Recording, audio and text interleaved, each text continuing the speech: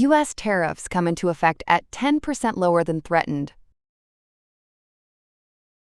India, Israel begin FTA negotiations ahead of Modi's visit. Iran nears deal to buy supersonic anti-ship missiles from China. Hungary blocks Russia sanctions, EU cash for Kyiv on eve of Ukraine war anniversary. The United States has started enforcing a new 10% tariff on most imports, following a recent court ruling that blocked President Donald Trump's earlier tariff program. The new tariff took effect on February 24th, according to a notice from U.S. Customs and Border Protection. Most imported goods will now face an additional 10% duty, except for items listed as exempt. President Donald Trump first announced the 10% tariff after the Supreme Court struck down his previous global tariffs. He later said the rate would rise to 15%, but officials say the higher rate may be introduced later. The earlier tariffs, which ranged from 10% to 50%, have now been stopped. The new duties are based on Section 122 trade law, which allows temporary tariffs for up to 150 days to address trade imbalances. The move has created confusion in global trade, as countries wait for clarity on future U.S. tariff plans. Meanwhile, Japan, the European Union, and the United Kingdom have urged Washington to maintain previously negotiated trade agreements. India and Israel have begun negotiations for a new free trade agreement, just ahead of Prime Minister Narendra Modi's visit to Israel. The first round of talks is taking place in New Delhi from February 24th to 26th, aiming to expand trade and economic cooperation between the two countries.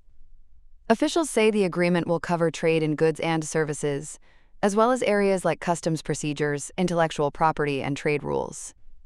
Trade between India and Israel reached about $3.6 billion in the last financial year, and both sides hope the deal will boost business and investment. Indian officials say the agreement could create new opportunities in technology, artificial intelligence, cybersecurity, agriculture, and manufacturing. Negotiators from both countries say the goal is a balanced and forward-looking trade agreement that strengthens supply chains and opens new markets. India and Israel have launched FTA negotiations, aiming to expand trade and deepen economic ties as Prime Minister Modi prepares for his visit to Israel. Iran is reportedly close to a deal with China to buy advanced anti-ship missiles as tensions rise with the United States. According to sources familiar with the talks, Iran is negotiating to purchase Chinese CM-302 supersonic cruise missiles, which can travel about 290 kilometers and are designed to avoid ship defenses by flying low and fast. Experts say these missiles could significantly strengthen Iran's naval strike capability and pose a serious threat to U.S. warships operating in the region. Negotiations began about 2 years ago, but accelerated after the recent Israel-Iran conflict.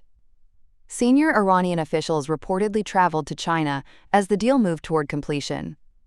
No details have been confirmed about how many missiles Iran may buy or when deliveries might begin.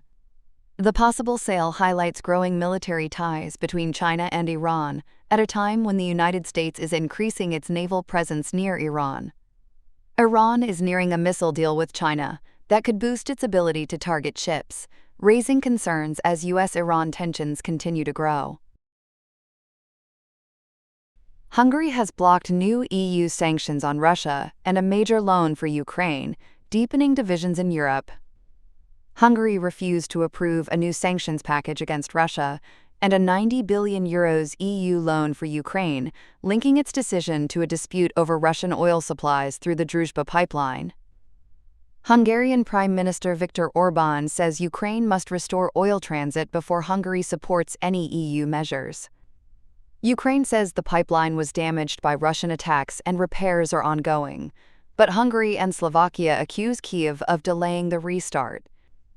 Slovakia has also warned it could cut emergency electricity supplies to Ukraine unless oil flows resume.